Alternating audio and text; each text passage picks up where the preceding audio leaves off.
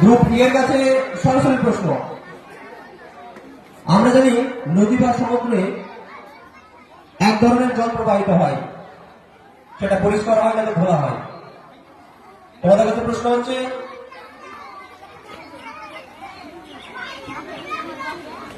পৃথিবীর কোন নদীতে দুই ধরনের জল, মানে দুই রঙের জল প্রবাহিত হয়?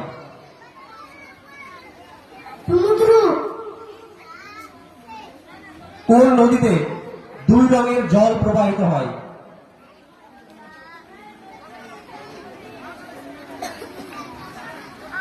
না পারলে পাস দেবে। কোন নদীতে?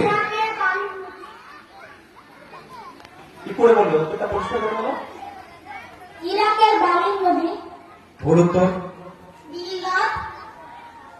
নীলনদ, একদম সঠিক উত্তর। মিশরের নীলনদ, এখানে দুই রঙের জল প্রবাহিত হয়।